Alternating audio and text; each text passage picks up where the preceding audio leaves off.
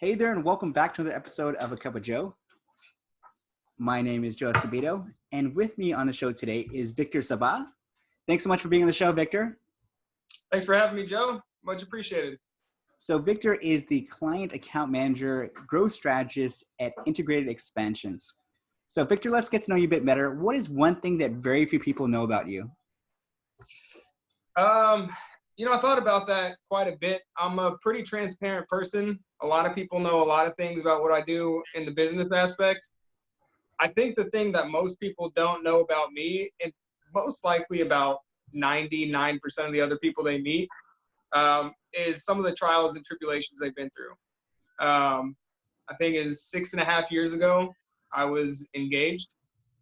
Beautiful fiance, had my whole future in front of me, and then an accident happened, completely flipped my life around, and she's no longer with us. And so that's one thing that had a big impact on myself. But, more importantly about how it impacted me is that I realized roughly 1 in 3 to 1 in 4 people that I meet have gone through something that's just as tragic, if not more. Right. And so I know you questioned a little bit of some of the sales techniques and strategies and things that I do on my end. The thing that really gets me to home base with a lot of people is understanding that most everybody that I talk to has gone through some type of tragic phase in their life, or, something that's impacted them deeply. And I'm always curious about that. And so I'll start off the conversation on a sensitive note, and it builds that rapport, it builds that relationship, and you get to know the person a lot deeper.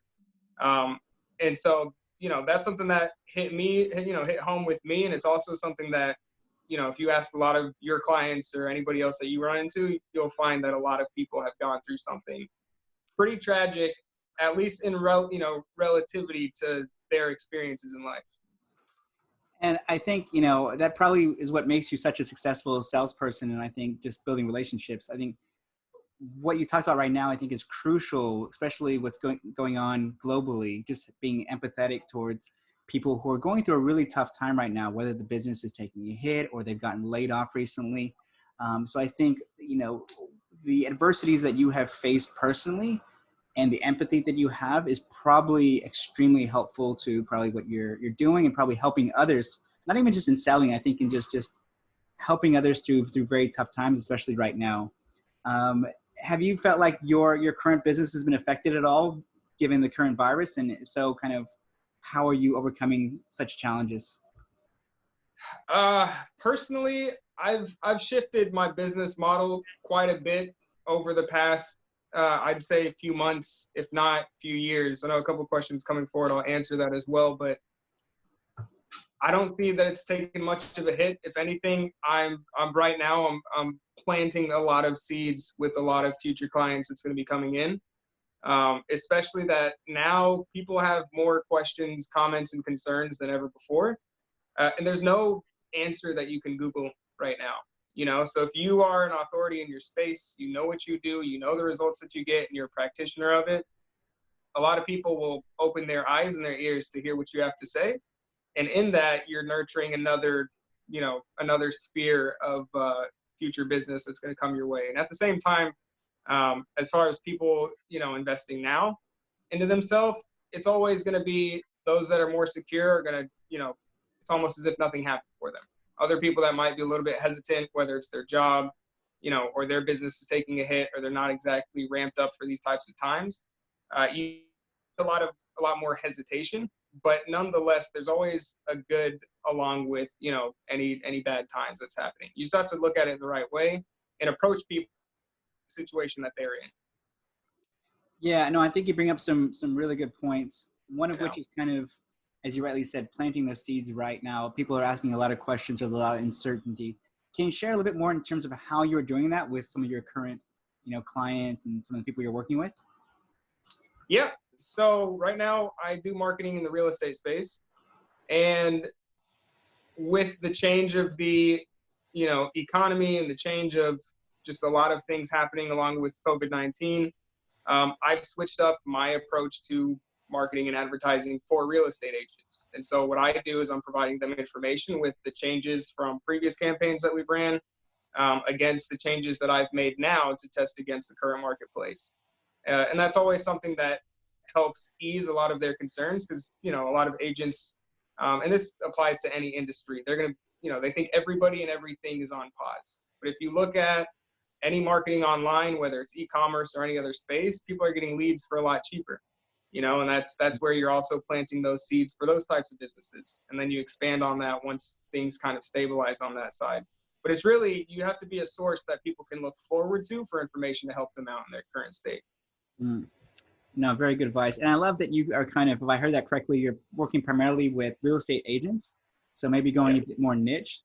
Have you found, going back to what you're talking about with authority, have you found like that is something that has helped you in that you are focusing on a particular target audience and really going deep into it? I think it helps a lot more in the beginning stages when you're trying to reach an audience and you want to speak their language. That's typically one thing people will look forward to decide whether or not, you know, in that split second, they see your face, they see your ad, or they see your content. If it's just generic, you know, marketing tip 101, you might get 30% of your audience to look at it, give it a couple seconds. This says marketing tip 101 for real estate agents, you know, I'm going to get 50 to 60%. If it says marketing tips 101 for new real estate agents that have zero list and no brokerage, I'm going to get everybody that's a new real estate agent with no list and no brokerage to look at that post and be like, okay, what does he have to say for me specifically? So that's definitely something that helps, you know, and anybody that has a business or performs a skill set, the way that I see it is they're always an authority, right? Because you're a practitioner in what you do. You have some space of authority to, you know, give your advice, your perspective, and your experiences to a certain audience. The challenge becomes, how do you get that audience to pay attention and also see you as an authority? You know, and that can come across in a lot of different ways. But my best way that I like to go about it is, you know, by showing that I'm a practitioner and I have results behind what I do. And I can also, you know, relay that to their current situations. So that's a very good point. Do you do that, I'm guessing, to generate leads? I'm guessing like because you're primarily a business development guy, but it sounds like you're doing a lot of stuff on the marketing front as well. Do you feel like, you know, that entire process of showcasing your expertise is important on the marketing side, showcasing your results as much as it is on the sales side when you actually get an in-person interview? Yeah. So, you know, if you're going to sell anything, they're buying a solution to, you know, whatever their problem is. And that solution is typically provided through an expertise, or you can call it a software, or you can call it a service, right? But the backing behind what you're selling is always something that's going to have built into it a certain expertise that somebody is seeking for that solution. So integrated expansions, that's my company, and that's why I do a lot of different things on that end. So I am the marketing guy, and it's a marketing company, right? And I'm also the sales guy in a lot of aspects of it. And I do partnerships with other companies as well, where I'm a contracted salesperson for the bigger services that you've seen on those sales from, you know, anywhere from $1,000 to $25,000. Those are kind of where those partnerships come into play. But yeah. Can you share more about those partnerships? Because that's interesting. And, you know, on your LinkedIn profile, it says that you're, you know, closing business to business, B2B sales, around 1,500 to 25,000 in contracts every 2 weeks. So you mentioned partnerships. How are you able to close such deals on a regular basis? So by tapping into other businesses' pipelines. It's an interesting concept. So when I started my marketing, you know, platform back a couple years ago, I hit a plateau for how many people I could service versus how many extra accounts that I could take on. And at that point in time, I had to look at the path that I was going down and say, do I want to build this out into a full-fledged company and hire employees and work on profit margins and really kink out all those details? Or is there something else that I can, you know, put my foot in to kind of help myself grow as a person? And also, I had a lot of insecurities about not the marketing side of things, but I had a lot of insecurities about the sales side of things. I thought it was a lot to ask for somebody to pull out $500 a month for me, you know, even though they were getting, you know, leads and turning those leads into sales for, you know, well over $500 a month. So I went out and looked for other independent marketing agencies that provided service in whatever niche it was, as long as it was a marketing company. or a marketing service, then that was something that I knew I could help with their onboarding just because I knew the industry. And it was also a way for me to just develop myself in sales just for the sake of being good at sales, right? Because everything, no matter what you do, you're always selling, whether it's over the camera, over the phone, or in person. And so, yeah, I tapped into a couple of different agencies. They had leads coming in, 5-10 leads a day. And then a couple of them have different price points, anywhere from $500 a month to $1,000 a month. And then some of them were one-off services where it's, for $5,000, we're going to do X for you. For $25,000, we're going to do X for you just in a shorter time frame. And so it's a really interesting experience seeing all the different personalities that I came across with, and also just how I developed myself as a salesperson, on the sales side of things. So that's a very interesting point. If I'm hearing this correctly, you are essentially an outsourced kind of business development person for other independent marketing agencies. Is that correct? Yeah. So it was that side along with my own personal services that I was fulfilling on my side. Okay, got it. So kind of both ends to, I guess, supplement the business is obviously having your own business, your own brand, and then helping other independent agencies being that outsourced kind of business development partner.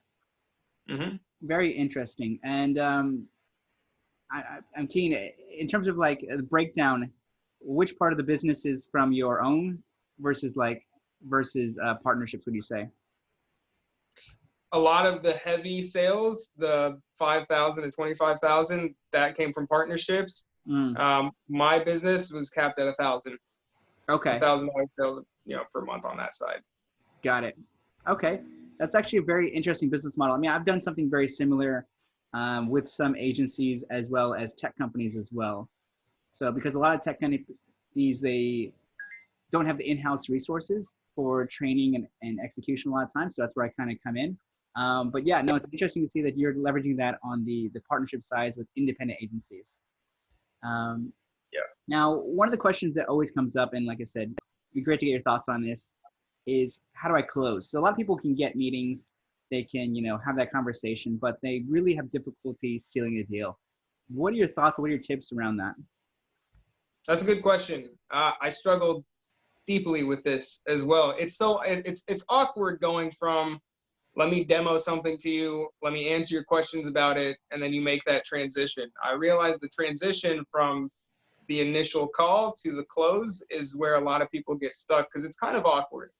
The best tips, and this is what's helped me close, more deals than I can count, and has really just completely eliminated that gap. A lot of people like to take sales calls as almost not, I wouldn't say slimy, but a lot of people like to frame their sales calls as, a free consult. So people jump on the call and they're like, all right, I'm going to get a free consult, and then, or they're going to give me an audit. I'm going to take that, I'm going to run with it, and then I'm going to have some time to think about it. And so they go through this free consult, and then they go through this free audit, and it's like, and then at the end of it, they're like, okay, so do you want to buy this? And it's awkward because it didn't match their expectations. Yeah. So they're like, well, hold on, like, let me think about it.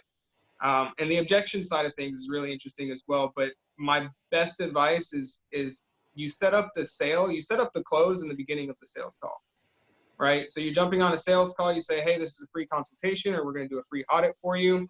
My objective with this is to show you exactly what we can do for you in your business and help you get to your goal. You mentioned your goal is X, Y, or Z. I'm going to show you exactly that roadmap on how to do it.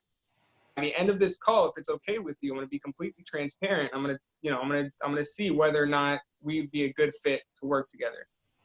Something you're open to.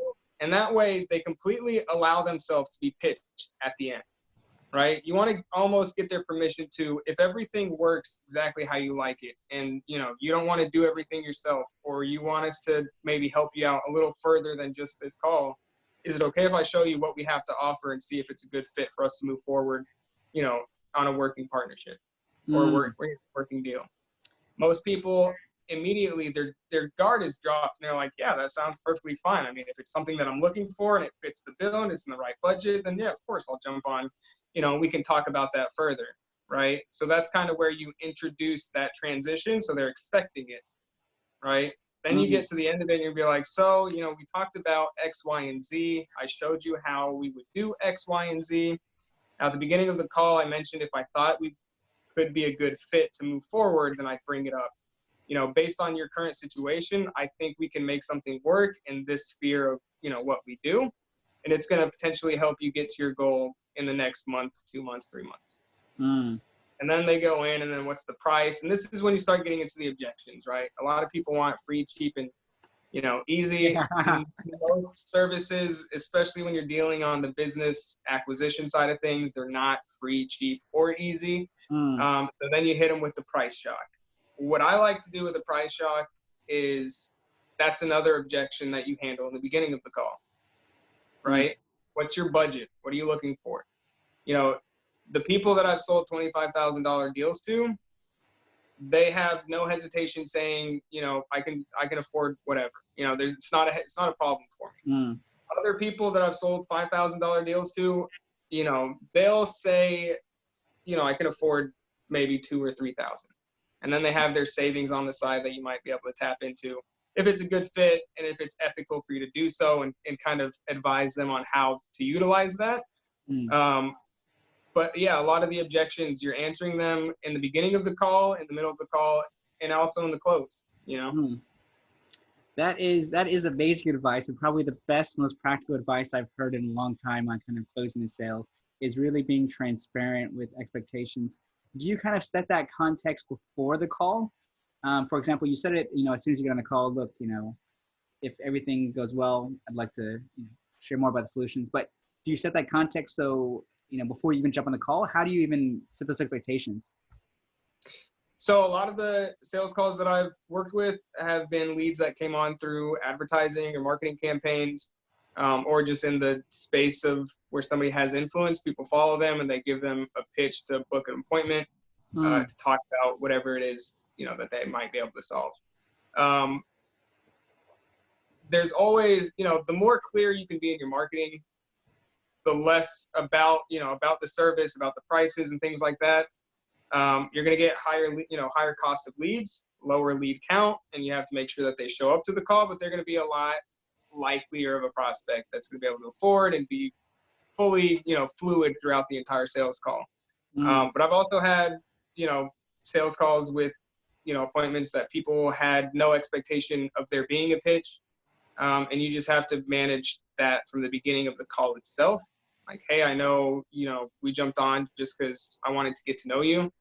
And I like what you do. We work in the same industry. Just want to see if maybe, after this, there's something that we see that we might be able to help each other with. Right. And then take that into, what that would look like. A lot of those calls I like to do over 2 phone calls, right? Instead of trying to close everything on the first one. I kind of gave myself a bad expectation of thinking that every sales call had to be closed on the first call. Or at least I wanted it to be that way. Yeah. And a lot of them was that way, but they were like hour to an hour and a half sales calls, when if it would have been over 2 calls, it could have been 15 minutes for the first call, 20 minutes for the second call, and you close it, you're done deal, and you move to the next person. There's a lot of different ways to go about it, but the less barriers you give in the beginning before the sales call, the more people you're going to get on the phone. And at that point, if you're a good salesman and you know how to use your words, you know how to connect with somebody and provide a solution, then you'll still have just as much success. It's really not too much of a barrier. I think, as you rightly said, it's about striking the balance, because you want to get enough people, depending on your conversion rates, but then you want to be straight with them at the beginning. You don't want to kind of weed out people who maybe can't afford or not really a fit for your audience. Those who are maybe looking for just free advice or free counsel, and those who are probably more interested. So I guess, like you said, being more transparent with, the expectations on the call, kind of maybe your pricing or, your structures, just so they know that, you're filtering out those who are interested versus those who are not. So that is really, really good advice. I really appreciate that's true. But the second, and I look back at it at the same time, and I was like, because a lot of people, especially if I'm going to be booking appointments for them through the marketing that I manage or whatever the case is, a lot of people say, I just want hot prospects. And I'm like, okay, great. And then I reflect back on the prospects that I worked with. there was a point in time where if somebody said, look, I don't have any money to invest, then I'd be like, okay, great. We'll schedule the call for another time and we'll move forward. Another percentage of those, we actually took the entire sales call, walked through their current situation. These are people that had like $0 to their name. I had one lady that wanted to buy something we were selling for $5,000.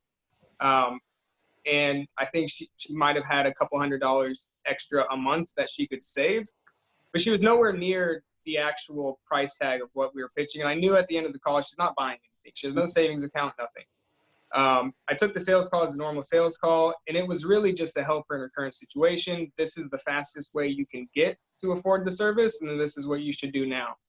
I literally walked through her, her daily activities, where she's spending her money, how many times she goes out a week, and where every dollar is being spent. And I advised her on the best way to move forward if she wants to really invest in her business, if she wants to invest in her marketing, what she needs to do and how soon she can do it. And then I left it and I was like, you know what, best of luck to you. She loved all the advice. It's very tactical advice. It wasn't just, a lot of fluff that people like to give out. And she calls me 3 months later and she's like, hey, I have $5,000.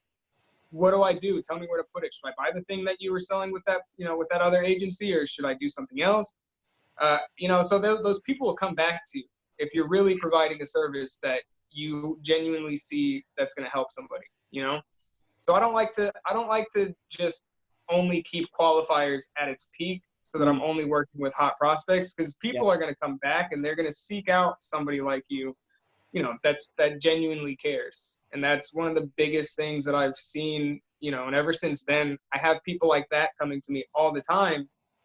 And that's what makes business fun now. It's because people aren't just, people are chasing you down instead of you trying to follow up for the appointment. Are you going to make it? Are you not going to make it? Yeah. Now you have people calling you and they're like, hey, I got money. What do I do with it? It's like, well, I got a business. I got products. You can buy it. Exactly. Only if it's in their best interest though, Yeah, no, absolutely. I think, like I said, the perceived value, the value you're providing, if it's strong enough, people will come back. And I've seen that with my own business. Now, like I said, we talked about like the whole COVID-19 situation. You mentioned that it's not really impacting your business, thankfully, but it's impacting a lot of those. Maybe it's impacting your clients, for example. What's your advice to them to kind of stay top of mind or continue to build relationships? We talked about it at the very beginning, but maybe for, clients that are, people you've worked with in the past who are struggling with it now, what's your advice to them? My biggest advice would be to not stop what you've been doing, right? Whatever you've been doing to get people through your doors, you should continue that process. Whether it's marketing, whether it's sales, whether it's, you can't go door knocking or anything like that, but you don't want to stop the activities that's driving your business, right? Just because the sale might not come as immediate as it has in the past, doesn't mean you should stop trying to fill that pipeline and really work on your client base, your current accounts or your future accounts. Depends what industry you're in, but if you're selling e-commerce or if you're in a different service-based business or you're a restaurant, right now is the time to get leads for extremely cheap, so that once the economy opens back up and businesses are back up, open for business, you have a rush through your doors to make up for the past 3, 4, 5 weeks of, being stagnant. Those are the factors that are really going to help you get moving now. And then the second thing is be creative. There's hardly any business that can't have a model online to where you can service your customers. Even gyms are now doing online fitness training. Restaurants are now delivering, and a lot of them that are being creative, they're bypassing Groupon and DoorDash, and a lot of the companies that offer those services, they also take a huge chunk. Now they're investing into learning marketing for themselves, so they can, instead of losing $500 a month for the maintenance and management fees, they're now spending that for 350 leads that they can nurture and start kicking out orders to, or whatever the case is. There's a lot of different ways you can go about it. Now's the time to be creative, strategic, and push harder than you have before to fill up your pipeline. I think a lot of businesses now can just focus on their pipeline, and they'll hit the ground running once everything passes over. So once again, really good advice in terms of just keep going, being creative, like you said, seeing how you can take the business digital. because now is probably the opportune time. There's not really a choice, but a lot of organizations, and like I said, once you get past that hurdle, then that gives you a good runway, like you said. Once the virus hopefully dies down, everything gets back to normal. Like I said, I have found this interview extremely practical and insightful, so thank you so much for your time, Victor. How can people get in touch with you? Follow me online, Victor Sabbagh, Sabbagh on LinkedIn or Facebook. Yeah, anywhere online you'll find me. Awesome. Well, if you're watching this video and found Victor's interview helpful or insightful, please do feel free to share it with your colleagues or anyone who find it helpful. Thank you so much for joining, and we shall see you next time. Thanks again. Much appreciated. Bye.